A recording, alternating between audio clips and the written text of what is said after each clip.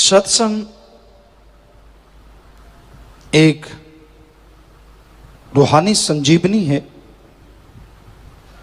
जिसको लेने से मर्तप्राय आत्मा पुनर्जीवित हो जाती है। और आत्मा का बल क्या काल, क्या महाकाल, क्या मन, क्या माया, आत्मा की स्पीड, क्या हवा, क्या प्रकाश और क्या मन, सबसे कई गुना ज्यादा है।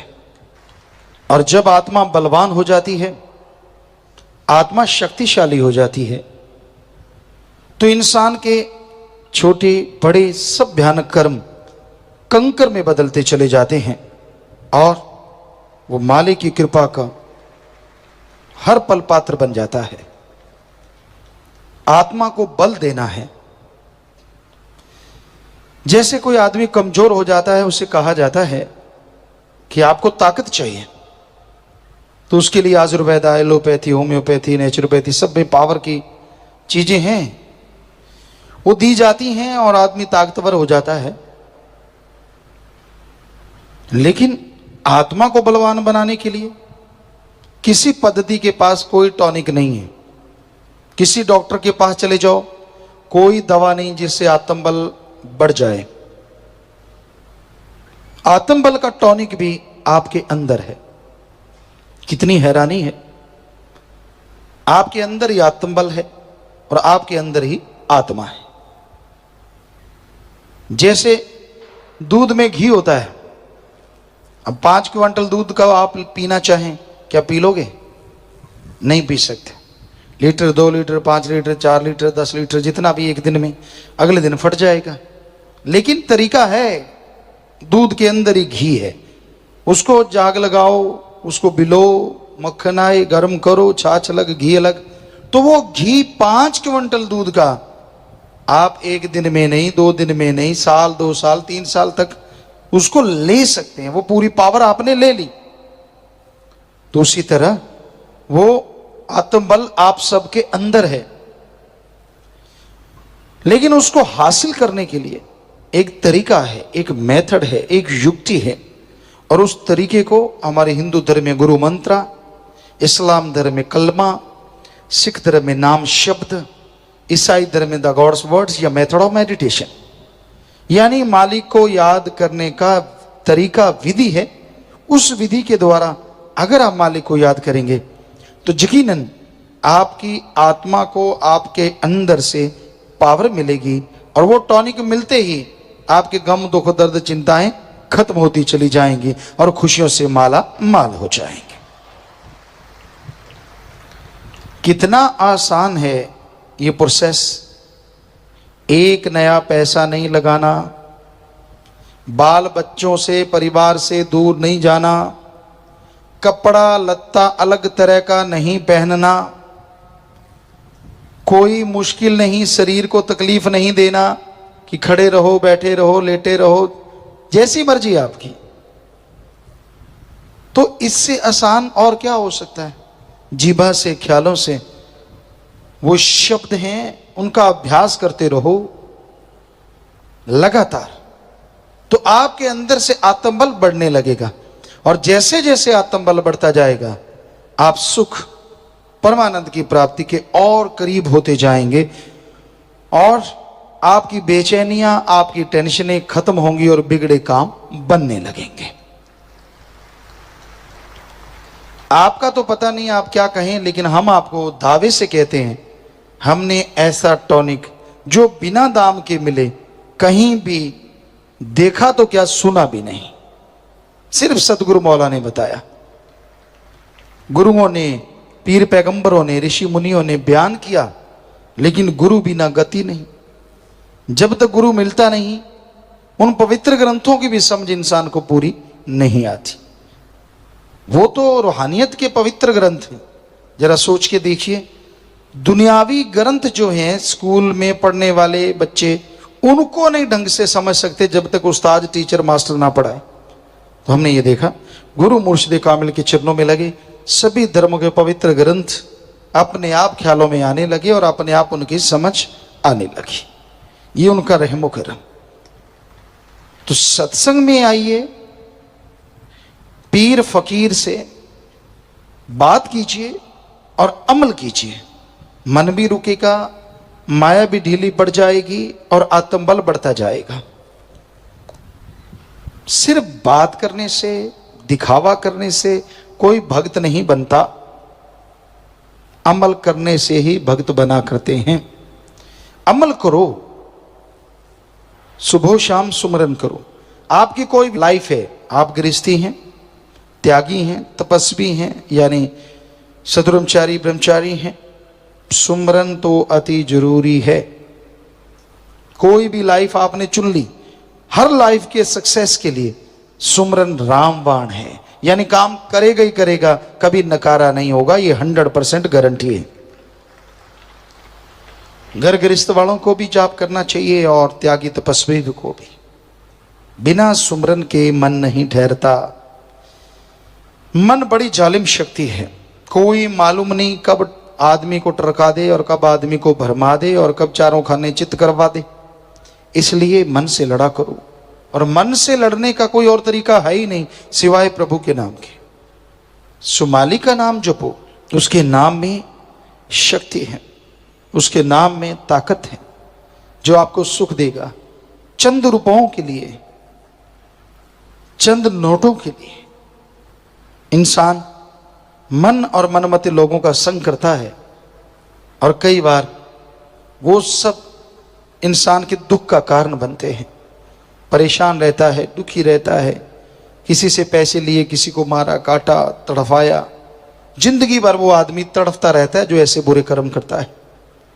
तो इसलिए बुरा कर्म नहीं करना चाहिए। जहां तक संभव हो नेक कर्म करो, भले कर्म करो, मालिक का नाम जपो, तभी सुख मिलेगा, तभी शांति मिलेगी, तभी परमानंद मिलेगा। अगर आप वचनों पे पक्के नहीं रहते, सुमरन नहीं करते, तो मालिक की कृपा पात्र आप नहीं बन पाएंगे। इसलिए टेंशन छोड़ो, रजा में राजी सो मर्द गाजी। सतगुरु मौला दुख दे सुख दे, उसकी तमीज ना रहे, वो आदमी मालिक की खुशियों का हमेशा अधिकारी बनता है और दोनों जहां में खुशियों से माला माल रहता है। सुख में नाचने लगे, दुख में चारपाई पे पड़ गए, ये भक्तों का नहीं तरीका होता। वो तो सुमरन करते हैं, दुख आ गया तो परवाह नहीं करते, क्या है बस इतने सोचने की देर है, 50-60% तो दुख वैसे ही उड़ जाता है। फिर सुमन करे, भक्ति इबादत करे, थोड़ी दवा दारू करे, चलो उससे खत्म हो जाता है बस। और सोच के पड़ जाओ मर गया। ओ कई तो लेटते हैं, इधर को मेरा बाजू इधर गया, अरे इधर ही जाएगा जब इधर को लेट रहा है तो। नहीं क्यों गया, तो तेरा दिमाग लेके गया। हाँ जरा सी धूप लगी, ओ सिर दुखेगा, धूप में गया तो वो दुखेगा ही, क्योंकि पहले सोच लिया कि दिमाग को ऑर्डर दे दिया सिर दुखा देना, जैसे धूप में जाऊं। तो नेचुरली आपको नहीं पता, लेकिन ये शरीर का सिस्टम है। आपने कह दिया कि सिर दुखेगा और जब जाओगे तो दुखेगा। ये साइको होता है, आदमी के दिमाग में बैठ जाता है। तो दिमाग को पावर मिलती है गुरु मंत्रा से, आत्म बल से। यानी किसी तरफ आ जाओ, चाहे साइंस की तरफ आ जाओ, चाहे रूहानियत की तरफ आ जाओ, सुमरन के बिना बात नहीं बनती। हमने देखा है 30 साल के बूढ़ों को, हमने देखा है 70-80 साल के जवानों को। देखा नहीं, देख रहे हैं। थोड़ा सा काम किया। हम अपनी बात करते हैं, बेपरवाह जी की रहमत बचपन से, जन्म से रही, गर्भ से रही, हमेशा से रही और रहेगी। तो हमने कभी उस गांव में ये नहीं सुना था थक गए, ना तो बुजुर्गों से सुना था, ना अधेड़ अवस्था वालों से, ना जवानों से। लेकिन यहाँ आए बहुतों से सुना, छोटे बच्चों से ना, मैं तो थक गया। हमने कहा है ये क्या बला होती है, जवान तो थक गया, अधेड़ तो थक गया, बुजुर्ग तो थक गया। कई लोग मिले ऐसे, सभी नहीं। ये थक गया क्या चीज होती है? बस आपने सोच लिया तो थक गया, नहीं सोचा कुछ नहीं है तो कुछ भी नहीं है, बात ही कुछ नहीं। तो बहुत सारी बीमारियां तो आपके दिमाग की दी हुई हैं, आत्मा की कमजोरी की वजह से। जैसे सुमन करोगे वो चुटकी में उड़ जाएंगे, हाथों हाथ खत्म। तो ऐसे ना सोचा करो, मैं ऐसे लेटूंगा मेरे तो बल पड़ेगा, मैं ऐसे लेटूंगा तो मेरे को आराम आएगा। हाँ, वास्तव में थोड़ा आराम मिलता है किसी भी करवट में तो अच्छी बात है, लेकिन पहले से सोच लो तो गड़बड़ है। इसलिए दिमाग में पहले से गलत बातें ना बिठाया करो। खास करके माता बहनों को ज्यादा होता है, लेकिन आजकल के भाई भी लगभग बराबरी में। पहले माता बहनों को बहुत ज्यादा होता था हर बात पे, ओ हवा इधर से छींक आएगी, नेचुरली आएगी, छी अब चलेगा सामान तो चलेगा। तो ये सोचने की वजह से है और कुछ नहीं है। हवा आगे क्या है, नहीं आने देनी चाहिए, नहीं आएगी, नेचुरली एलर्जी रुक जाएगी। तो ये आप की सोच रहे हैं जो नेगेटिव, उसका कारण है आत्मिक कमजोरी। और आत्मिक कमजोरी को दूर करने का एक ही तरीका है, सत्संग में आओ, ओम हरि अल्लाह वाहिगुरु राम का नाम गाओ, भक्ति इबादत करो, आप अंदर से मजबूत हो जाएंगे और बीमारियां चुटकी में उड़ती चली जाएंगी। आपकी सोच पॉजिटिव हो जाएगी, आपको शक्ति आने लगी। बात बात से लोग डरते हैं, छिपकली देख के कईयों को थरथराहट हो जाती है, काकरोच देख लिया कईयों के पसीने छूट जाते हैं। तो ये एक साइको है और कुछ नहीं। बताओ काकरोचों ने कितने लोगों को मारा है? सुना कभी उसके जहर से कोई मरा? नहीं मरा, लेकिन नाचते भागते चीखे मारते बहुत लोगों को सुना है।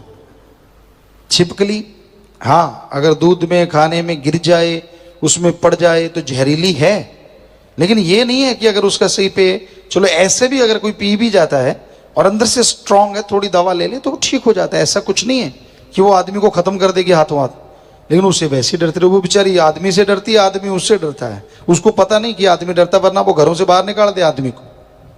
शुक्र है उसको नहीं पता चल सकता कभी, वरना अगर छिपकली को पता हो कि ये डरता तो वो कमरे ना घुसने देगी, आगे में चल। तो कहने का मतलब आदमी का अपना ही बनाया डर, अपनी ही बनाई बीमारियां हैं बहुत सारी, और जो हैं वो भी सुमरण से खत्म हो जाएंगी। अपनी बनाई तो खत्म होंगी होंगी, जो कर्मों की वजह से हैं वो भी खत्म हो जाएंगी। ऐसा है राम का नाम, ऐसी है भक्ति, ऐसी है इबादत।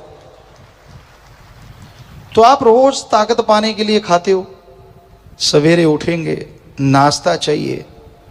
कई तो हमने देखा चाय नहीं पीते तो आंखें नहीं खुलती, सवेरे सवेरे चाय की प्याली पिएंगे फिर लाइट ऑन होती है, वरना तो डिम्मी रहती है। उसके बाद बाथरूम वगैरह जाते हैं, रफाहत जाते हैं, तो उसके लिए भी शायद चाय, या कईयों को बीड़ी सिगरेट का आदी होते हैं, जब तक वो पीते नहीं तो काम होता नहीं, गड़बड़ रहती है।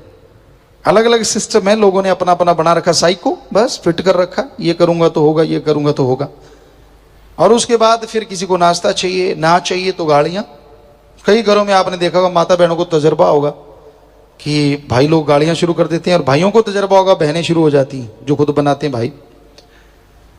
तो ऐसा चलता है, सब चीजों के लिए लड़ते हैं। दोपहर का खाना टाइम पे नहीं आया तो लाल पीले। खेती बाड़ी में हमने देखा, सुबह से फावड़ा चला रहे हैं, कस्सी चला रहे हैं, बस ध्यान ऐसे चलाया, घंटा 2 घंटे खाने की तरफ ध्यान शुरू होता है, कोई आया नहीं, दिख तो रहा नहीं, फिर चलता है, अंदर से उबाले आने शुरू हो जाते हैं, और जब तक खाना आता है तब तक 10-20 गाड़ियां तो थोक में सरका देते हैं कई लोग। क्यों? भूख लगी है। तो कभी ऐसी तड़फ वाहिगुरु अल्लाह राम के लिए तो कभी नहीं बनी कि यार मैंने आज सुमरण नहीं किया, मैं अपने आप को ऐसा करूं, मैं ऐसा करूं ना। कोई नहीं, मन कहता आज क्या है, कल को सही, कल क्या है, परसों सही। तो सुमरण में क्यों नहीं ध्यान देते? खाने से शरीर मजबूत होता है, लेकिन आत्मा से शरीर चलता है। अगर आत्मा बीमार है तो शरीर कमजोर रहेगा, जो मर्जी खा लो। कई कहते सुने गए, बहुत ताकत वाली चीज खाते हैं पिताजी, बिल्कुल नरकंकाल, जोर लगा लिया। तो मतलब जब तक चिंता टेंशन परेशानियां दूर नहीं होंगी, खाओ पियो अच्छा, लेकिन साथ में सुमन करते रहो। आत्मा बलवान होगी तो पतले शरीरों में भी शक्ति गजब की आ जाती है। शरीर पतले मोटे से कोई लेना देना नहीं होता, आत्म बल जिनके अंदर होता है, सफलता की सीढ़ियां हमेशा वो चढ़ा करते हैं। आत्म बल जरूरी है, आत्मविश्वास जरूरी है, वरना बड़े बड़े पहाड़ जैसे लोगों की हवा सर एकदम निकल जाती है, ऐसा भी हमने देखा है। तो भाई आत्मबल हासिल करो, ये सबके लिए जरूरी है। जिंदगी का कोई भी मार्ग है आपका, सुमरन करो, भक्ति जरूर किया करो, नियम बना लो। हर जिंदगी में, हर कार्य में मालिक आपको खुशियां देंगे और खुशियों से लबरेज होके आप अपना, अपने कुलों का, अपने परिवारों का उद्धार करते जाएंगे और खुशियों से माला माल होते जाएंगे। घोर कलयुग में मन इंद्रियां बड़े जोरों पे हैं। काम वासना, क्रोध, लोभ, मोह, अहंकार, मन और माया, इन्होंने ऐसा चक्कर चला रखा है। इन्होंने सभी को ऐसा चक्कर गिन्नी बना रखा है। होश होते हुए भी लोग मदहोश हैं इनके जाल में, इनके नशे में। और उसकी एक ही वजह है, राम, अल्लाह, वाहिगुरु, गॉड, खुदा, रब के नाम से लोग दूर होते जा रहे हैं। जब जरूरत पड़ती है, जब कोई काम लेना होता है, तो हर कोई परमपिता परमात्मा को याद करता है, आगे पीछे याद नहीं करते। और वही समय होता है जब काम वासना, क्रोध, लोभ, मोह, अहंकार, मन, माया इंसान को घेर लेते हैं। फिर इंसान तरह तरह के विकार करता है, बुराइयां करता है और उसी की वजह से परमपिता परमात्मा से दूर होता चला जाता है। जब मालिक से प्रीत लगती है तो बड़ा जबरदस्त आनंद होता है। शुरू हुई हुई प्रीत, नाम लिया लिया होता है, सुमरन करता है, प्रीत में मजा आने लगता है। लेकिन धीरे धीरे धीरे धीरे मन अपने दांव चलाने शुरू करता है और फिर बहुत सारे लोगों को गुमराह कर देता है। वो अपना एम, अपना लक्ष्य भूल जाते हैं, बुराइयां करते हैं, काम वासना, विषय विकार, क्रोध, लोभ, मोह, अहंकार, मन, माया के हाथे मजबूर हो जाते हैं, उन्हीं के हत्थे चढ़ जाते हैं। फिर दोष गुरु पीर फकीर को देते हैं कि मेरी ये इच्छा पूरी क्यों नहीं हुई, फलां इच्छा पूरी क्यों नहीं हुई।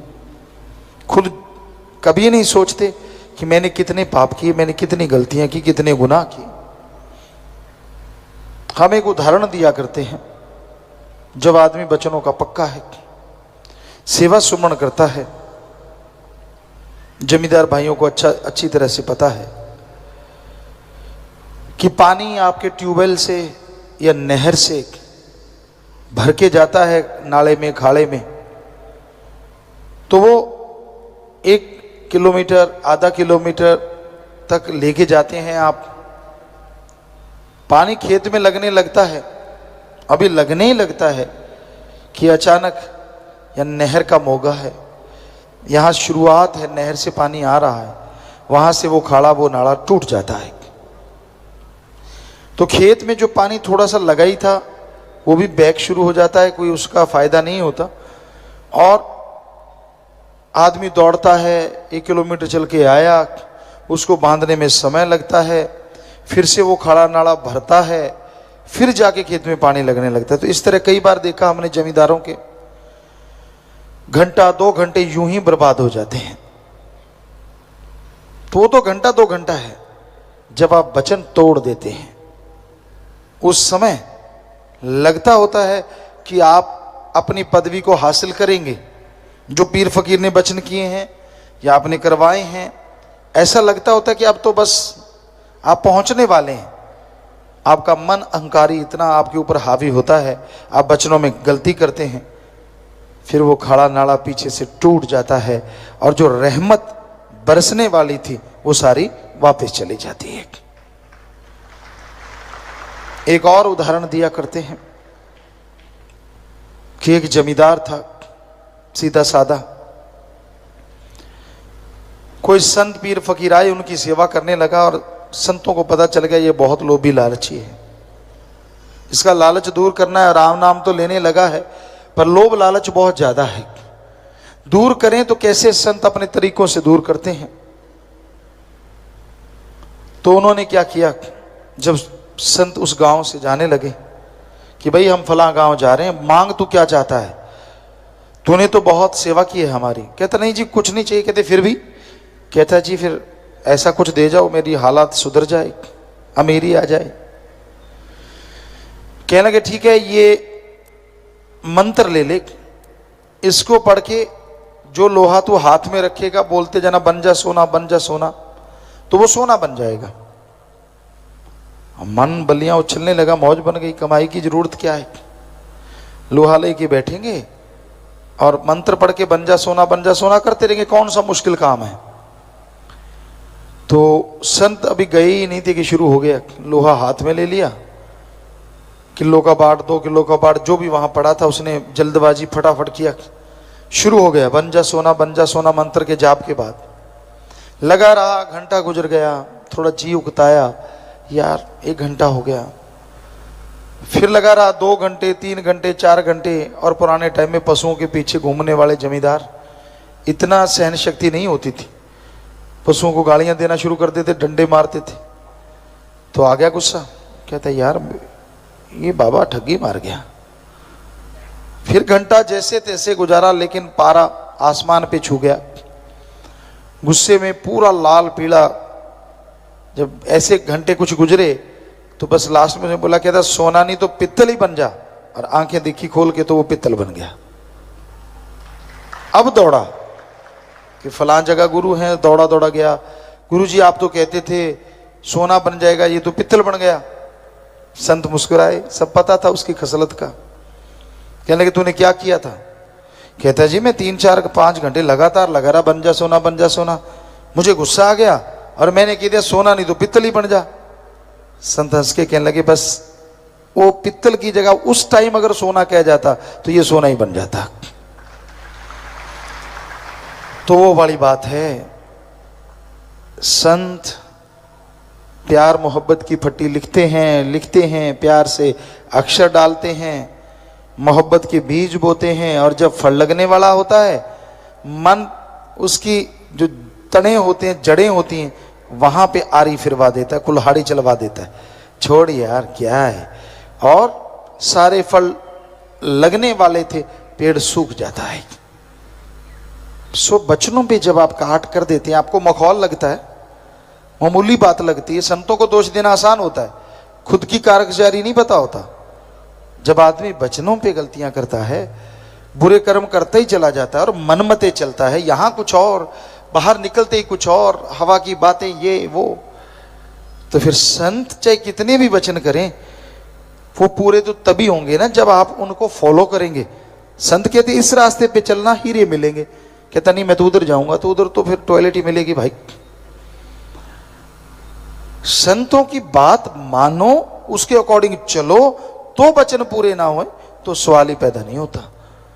मानो ना, वचन तो किए थे, वचन तो हुआ था, खुद क्या करते हो आप? तो भाई बिना वजह मन के पीछे लग के अपना सब कुछ गवा बैठते हो। तो फिर से वो खाड़ा नाड़ा बांधते हैं, पानी फिर 2 घंटे बाद। उसी तरह जब वचनों में गलती करते हो, आप माफी लेते हो, घंटा सुबह शाम सुमन करते रहो, परहित परमार्थ करो, तो फिर पता नहीं कितने समय बाद फिर से वो तार जुड़ेगी, फिर से वो नज़ारे आने शुरू होंगे। पर फिर ये ना हो कि आप दूसरी बार गलती कर दें, क्योंकि मन का क्या, जब एक गलती कर लेता है ना मन, फिर ललचाता रहता है, आदमी का जी ललचाता है, कौन मुझे कोई देख रहा है, मैं तो अकेला हूं, यहां तो कोई है ही नहीं। फिर गलती करता और बस खाड़ा जब बार बार टूटता है ना, वो कमजोर हो जाता है, फिर बांधने में जल्दी से टाइम नहीं काबू आता, घग्गर नदी के बांध की तरह, फिर तो बिखर जाता है, सारी बारी बर्बाद हो जाती है। फिर तो 2 घंटे सुबह शाम सुमन करो, तौबा करो साथ संगत के सामने, क्योंकि साथ संगत भगवान का रूप होती है, मालिक होते विराजमान। फिर माफी मिलती है, फिर पता नहीं कितना समय गुजरने के बाद नुकसान होना तो बंद हो जाता है माफी के साथ ही, लेकिन नई खुशियां आने में फिर देर लगती है। हाँ 2 घंटे सुबह शाम 2 महीने सुमन कर लो तो हो सकता है खुशियां फिर से जल्दी आ जाएं, लेकिन इसका मतलब ये नहीं है कि आप फिर गलती कर लें, क्योंकि जितनी गलतियां करते जाओगे उतनी ही मालिक से दूरी बढ़ती जाएगी, उतनी ही खुशियों में कमियां आती जाएंगी। जो मर्जी कर लो, आपको वो आत्मिक शांति, परमानंद हासिल नहीं होता। इसलिए गलतियां ना दोहराया करो। हमारा तो बताना फर्ज है, मानना ना मानना आपकी मर्जी है। मालिक की साजिनवाजी प्यारी सासंग जियो, दूर दराज पूरे वर्ल्ड में आप आज जुड़े हुए हैं। आप सबको उस परम पिता परमात्मा ओम हरि अल्लाह वाहिगुरु गॉड खुदा रब से आशीर्वाद मांगते हैं, दुआएं मांगते हैं आप सबके लिए, और आप सबको बहुत बहुत आशीर्वाद कहते हैं। आशीर्वाद तो गुरु जी का एक भजन सच्चे दाता रहबर शास्त्र नाम जी महाराज का, बड़ा किया कसूर प्रभु समझा है दूर, मन माया ने तुझे किया मजबूर, मन देता सबको धोखा ना बाहर किसी ने देखा, वो सबके अंदर बैठा नाम दयाले, वो सबके अंदर बैठा दर्शन पाले। वो मालिक, वो अल्लाह, वो वाहिगुरु, वो गॉड, ओम हरि राम ईश्वर श्याम, अरबों नाम है उसकी, पर वो कण कण में है। हमने हमारे सभी धर्मों के पाक पवित्र ग्रंथों को पढ़ा। आपको रोज बोलते कि नजरिया अलग अलग होता है पढ़ने का। हमारा नजरिया बेपरवाजी ने ऐसा बना दिया, शास्त्र नाम शाह मस्तान दाता रहबर ने। पढ़े कम, लेकिन जितना पढ़े नॉन मेडिकल के स्टूडेंट थे, साइंस में भी बड़ी रुचि थी। ओम हरि अल्लाह वाहिगुरु से तो 5 साल के जुड़ गए थे सतगुरु जी से। सो उन्होंने बोला कि जो भी पढ़ना है एक वैज्ञानिक दृष्टिकोण से पढ़ना। तो हमने पाक पवित्र वेदों को पढ़ा, पाक पवित्र कुरान शरीफ को पढ़ा, पाक पवित्र गुरबाणी को पढ़ा, यानी बहुत सारे संत महापुरुषों की पवित्र रचना को पढ़ा। लगभग सब कुछ कॉमन है, सब कुछ सेम है, कहने का अंदाज अलग है। पानी को जल कहने से वाटर, वाशर, आब, नीलू, नीरू, कितने भी नाम हैं, क्या पानी का स्वाद या रंग बदलेगा? कभी नहीं बदलता। उसी तरह अलग अलग भाषाओं में उस शक्ति के नाम अलग अलग हैं, पर वो ना कभी बदला था, ना बदला है, और ना कभी बदलेगा। वो एक था, एक है, और एक ही रहेगा। उस जैसा ना कोई हुआ था, ना हुआ है, ना कोई होगा। तो कण कण में, जर्रे जर्रे में मौजूद है, वो हर जगह में है। अगर वो कण कण में है, जर्रे जर्रे में है, तो आपका शरीर तो बहुत बड़ा कण है, बहुत बड़ा जर्रा है। तो इसका मतलब वो अंदर रहता है, अजी रोम रोम में रहता है वो, पर आपकी निगाह नहीं पड़ती। है ना हैरानीजनक बात? वो आपके अंदर आवाज दे रहा है कि मेरी आवाज सुन लो, तू जाके बाहर आवाज दे रहा है कि तू मेरी सुन ले। बड़ी अजीबोगरीब दशा हुई पड़ी है इंसान की। सर्वधर्म की बात कर रहे हैं, साफ लिखा है, मन मंदिर तन बेस कलंदर गढ़ी तीर्थ नावा, एक शब्द मेरे प्राण बस्त है बहुर जन्म ना आवा। दिमाग में, विचारों में है वो, दिल में है वो, और शरीर रूपी मंदिर, मस्जिद, गिरजाघर, गुरुद्वारा में वो बैठा हुआ है। और एक शब्द, उसे अलग अलग आवाज कही गई है, तो वो मालिक की आवाज। हिंदू धर्म में धुन, सिख धर्म में अनहद बाणी या तुर्की बाणी, इस्लाम धर्म में बांगे इलाही, कलमा पाक, और ईसाई धर्म में गॉड्स वॉइस एंड लाइट या लाइट एंड साउंड। भाषा बदलने से क्या फर्क पड़ता है?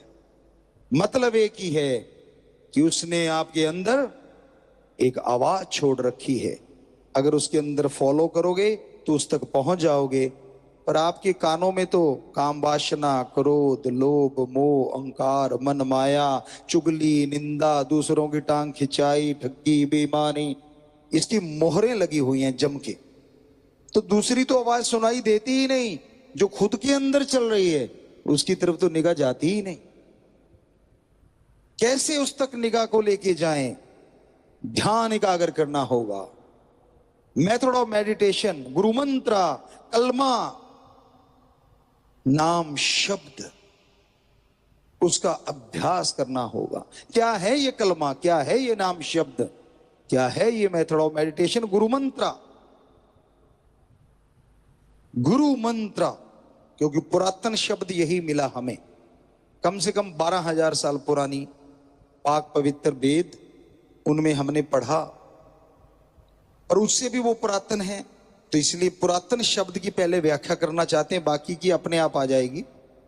गुरु मंत्र, गु का मतलब अंधकार और रू का मतलब प्रकाश होता है।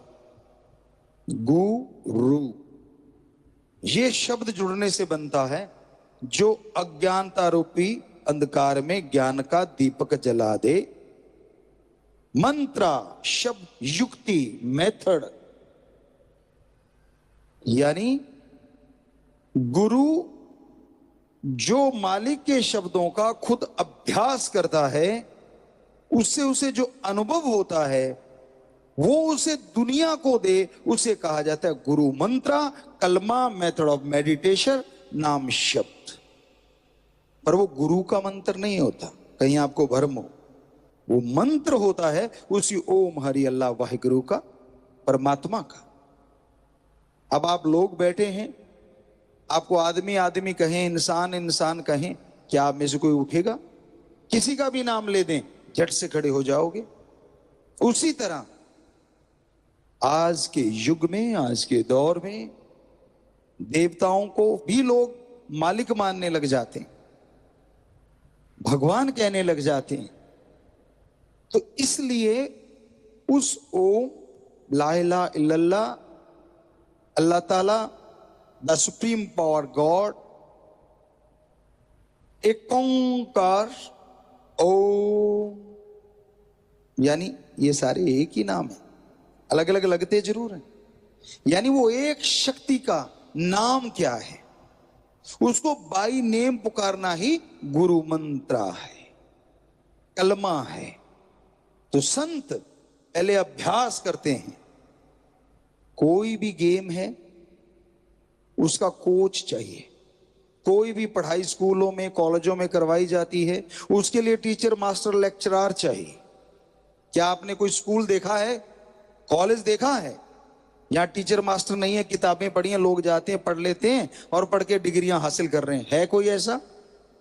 नहीं है ना। अरे ये तो दुनियावी पढ़ाई है, जो लिखा है या तो वो इतिहास है या प्रैक्टिकली लाइफ में दिखता है। लेकिन अल्लाह वाहिगुरु राम गॉड खुदा रब, उस तक जाने का मार्ग तो दिखता ही नहीं। वो खुद भी सामने होते हुए भी नजर आता ही नहीं, क्योंकि आंखों के आगे पर्दे आए हुए हैं आपके, जैसे मोतिया बिंद हो जाता है। एक झिल्ली सी होती है सफेद रंग की, वो जो आंखों का बिल्कुल सेंटर है, जिसे स्टार बोलो, तारा बोलो, कुछ भी कहो, उसके आगे आ जाती है तो दिखना धुंधला हो जाता है। वो जितनी मोटी होती जाती है परत, दिखना उतना ही कम हो जाता है। तो जरा सा कट लगाते हैं और उसको निकाल के बाहर कर देते हैं, मोतिये का ऑपरेशन हो गया।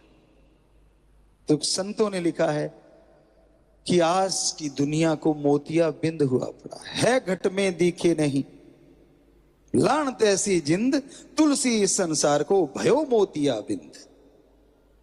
कि अंदर होते हुए भी नहीं दिखता, अंदर उसकी आवाज चलते हुए भी नहीं सुनती, तो मोतिया बिंद हुआ पड़ा है।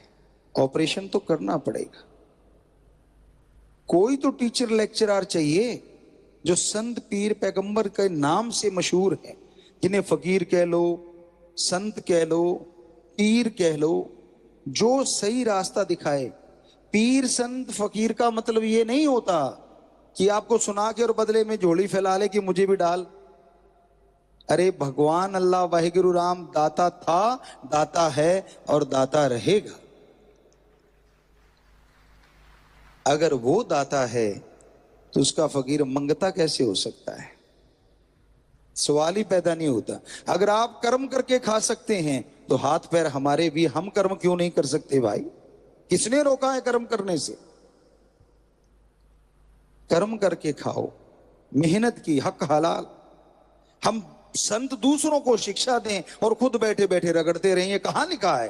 किस ग्रंथ में लिखा है?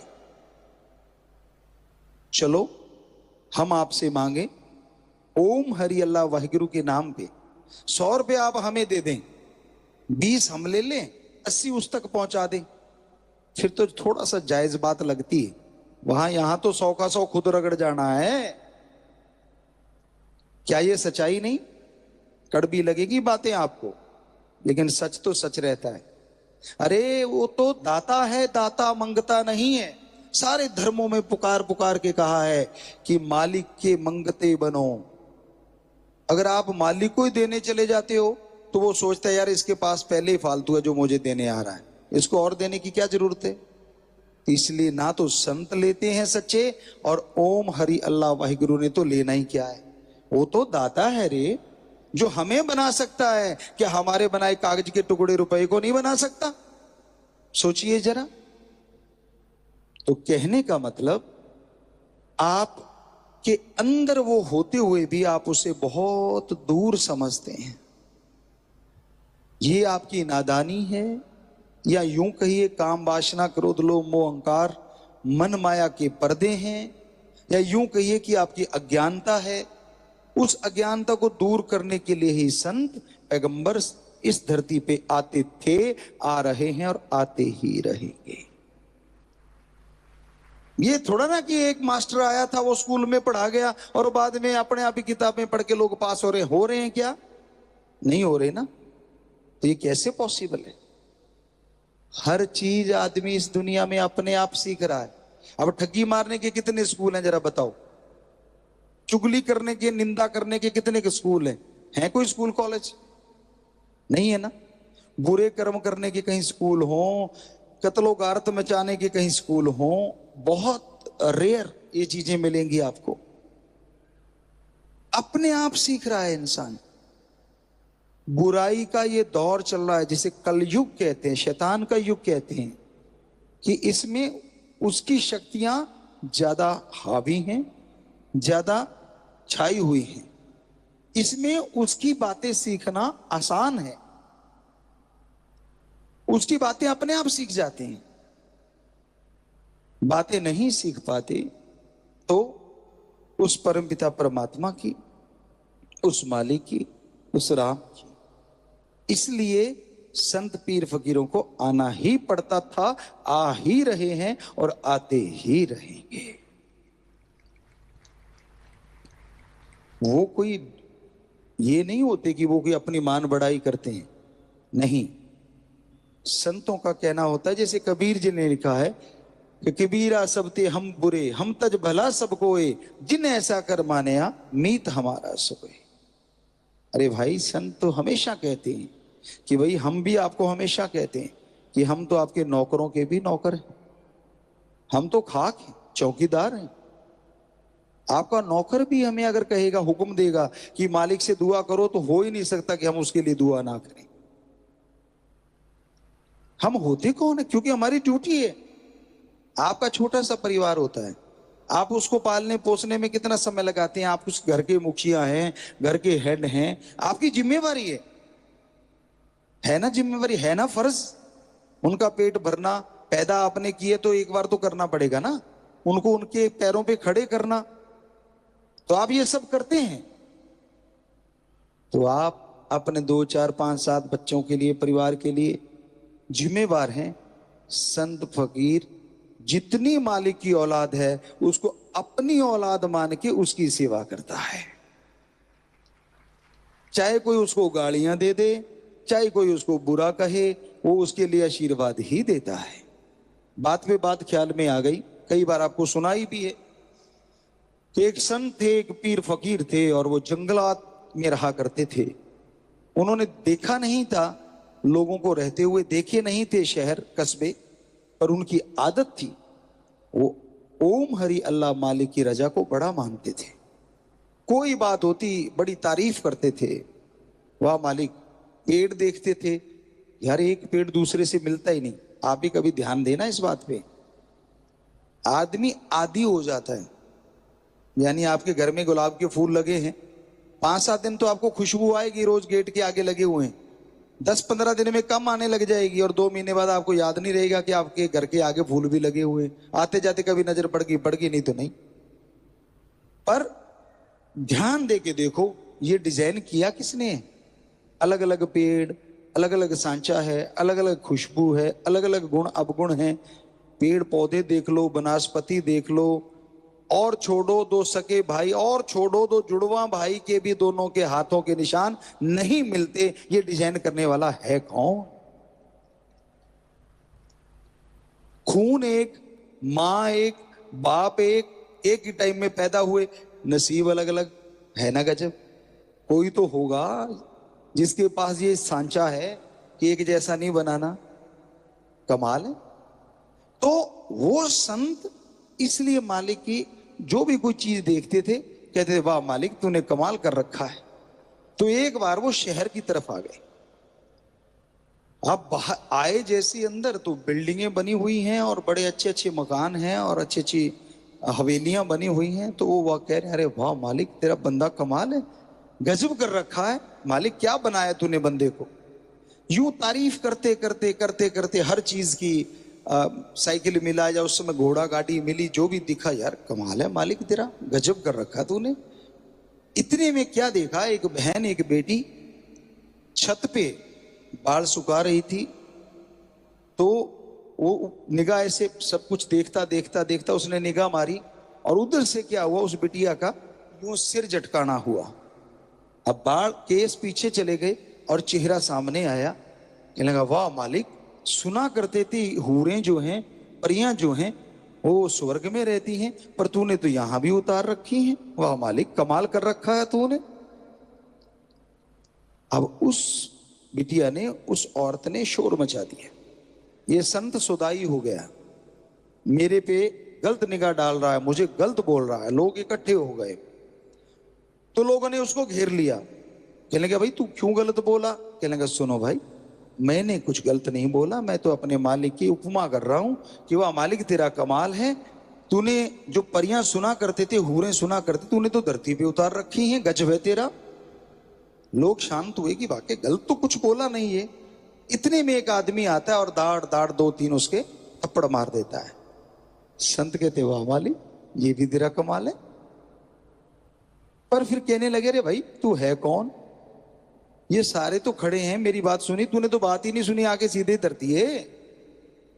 कहने लगा मैं उस औरत का मालिक हूं। तो अच्छा अच्छा अच्छा अच्छा, वाह मालिक देख लो ये उसका मालिक है। इतना कह के संत चुप हो गए। अब वो आदमी वापस हुआ, बाहर सीढ़ी लगी हुई थी, चढ़ा अपनी घरवाली के पास जाने के लिए। अब दूसरी मंजिल थी या जो भी था, लास्ट सीढ़ी पे चढ़ा, पैर फिसल गया और घूमता हुआ नीचे आया, आती गर्दन टूट गई। औरत ने शोर मचा दिया, संत जादूगर है, मेरे पति को मार दिया। नीचे आ गई भाग के, पति को उठाया, गालियां देने लगी। लोगों ने रोका, कहते खबरदार, हम पास खड़े, संत ने कुछ नहीं किया, ये तो बेचारा जाने को तैयार था। तो कहने लगी क्यों आपने कुछ नहीं किया। कहता है हे बेटी, हे बीबा सुनो मेरी बात। कहते हाँ, ये कौन था जो गुजर गया। कहती मेरा मालिक। तो इसने मेरे आगे थप्पड़ जड़ दिए। कहते हाँ। कहता है फिर मेरा भी कोई मालिक था, उसने कर दिया। ये तो मालिकों मालिकों का झगड़ा है, मैंने तो कुछ कहा ही नहीं।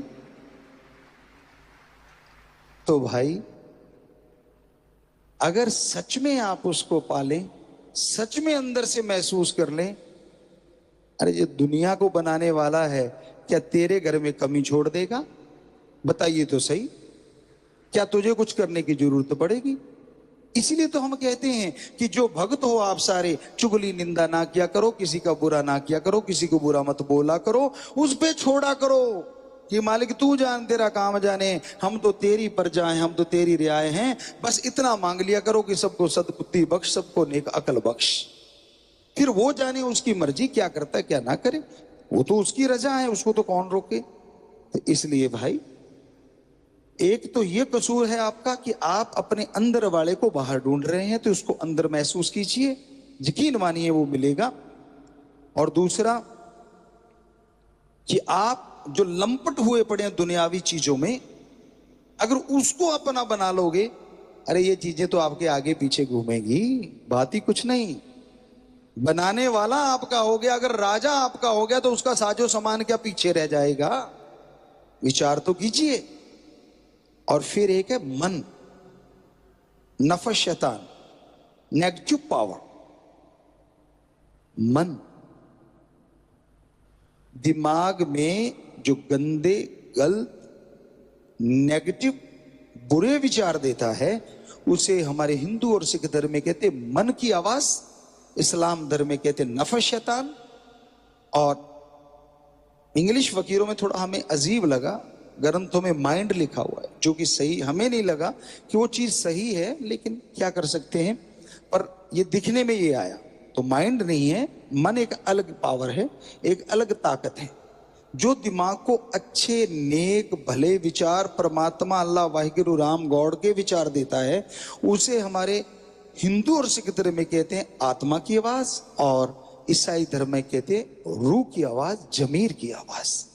और उसे इंग्लिश फकीर कहते हैं वॉइस ऑफ सोल या सोल्स वॉइस, कुछ भी कह लीजिए, कैसे भी बोल लीजिए, आत्मा की आवाज, रूह की आवाज।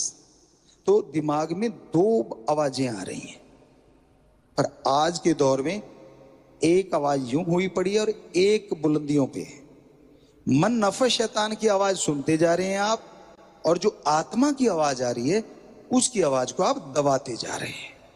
यकीन मानिए, आदमी अगर मालिक से जुड़ जाए और फिर वो बुरा कर्म करने लगे, हम लिख के गारंटी दे सकते हैं कि उसके अंदर से जरूर आवाज आएगी, मत कर, ये गुनाह है, मत कर, ये पाप है। फिर भी अगर आप कर जाओ तो मालिक क्या करे? वो आवाज आत्मा की होती है, वो आवाज रूह की होती है। तो मन के पीछे मत चलो। मन देता सबको धोखा, ना बाहर किसी ने देखा कि मन ही है जो ललचाता रहता, वहां जा, यहां नहीं मिला तो वहां जा, वहां नहीं मिला तो वहां जा। अरे सारे धर्म सही हैं, सारे संत पीर पैगंबर सही हैं, सारे पाक पवित्र ग्रंथों का एक एक शब्द सही है, फिर भी तुझे खुशियां नहीं मिल रही तो तेरे में कमी है। ढूंढता है तू परमात्मा में, यहां वाला सही नहीं वहां वाला सही होगा, वहां वाला सही नहीं वहां वाला सही होगा। अरे अपने दिमाग को सही कर, अपने विचारों को शुद्ध कर। मन चंगा कठौती में गंगा। अगर विचार शुद्ध हैं, विचार पवित्र हैं, घर में बैठा भी वो मिल जाएगा, हम गारंटी देते हैं। और अगर मन में पवित्रता नहीं है, विचारों में पवित्रता नहीं है, सारी दुनिया घूम लो, वो नहीं मिलेगा, नहीं मिलेगा, नहीं मिलेगा। विचारों से, विचारों का शुद्धिकरण करना है। वो सबके अंदर बैठा नाम ध्यान ले, उसके नाम, कलमा, मेथड ऑफ मेडिटेशन, गुरु मंत्र का जाप कर, तो तेरे अंदर से वो महसूस होगा, तेरे अंदर से वो जरूर दिखेगा, और तेरे अंदर जरूर ख्याल देगा वो। तो भाई, मालिक की चर्चा जितनी करते जाएं उतनी कम है। कहीं भी मंदिर, मस्जिद, गिरजाघर, गुरुद्वारा मिलता है, हम पिछली बार भी बोल रहे थे, सजदा करो, नमन करो। हम तो ये कहते हैं कोई इंसान भी मिलता है, अंदर से नमन तो कर ही लिया करो। बाहर से मुंह से अगर राम राम सलाम नहीं बोल सकते, कम से कम अंदर से। क्यों? क्योंकि उसके अंदर भी तेरा अल्लाह वाहिगुरु राम बैठा है। और जो मंदिर, मस्जिद, गिरजाघर, गुरुद्वारा, उनमें उन संत पीर पैगंबरों की पाक पवित्र गुरबाणी वचन लिखे हुए पड़े होते हैं, जिनका कोई मोल ही नहीं है, जो अनमोल है। तो वहां सजदा नमस्कार करने से आपका कुछ कम नहीं होगा। यकीन मानिए, हो सकता है मालिक आपकी और खुशियां बख्श दे और रहमत कर दे। पर दिल से करो, बाहरी दिखावा चाहे मत करो, दिल से कर लो। तौबा करनी है बुराइयों से तो दिल से करो। दिखावे कर लिए, सांग धार लिया, ये वो, उसको दिखावा पसंद नहीं है, उसको शुद्धिकरण पसंद है। विचारों में शुद्धिकरण लाओ, ख्यालों में शुद्धिकरण लाओ। दिखावे में कुछ नहीं पड़ा। दिखावे में लोगों में जिद बढ़ जाती है, अरे यार ये तो वो है। ये तो मानी बात, दुनिया को बेवकूफ बनाया जा सकता है, पर उसको कैसे बनाएगा जो तेरे जैसे अरबों को दिमाग देने वाला है। इस दिमाग से उसको मूर्ख बनाना चला है, हो ही नहीं सकता। ये तेरा भ्रम है। तो इसलिए भाई, कहीं भी रहो, चलते, बैठ के, लेट के, काम धंधा करते, हाथों पैरों से काम धंधा करती है कर्म जोगी, मेहनत की कमाई हक हलाल कर्म करते रहो और जीबा ख्यालों से मालिक का अल्लाह वाहिगुरु राम का नाम लेते रहो। यकीन मानो घर में भी बरकतें आएंगी और इस घर में भी बरकतें आएंगी।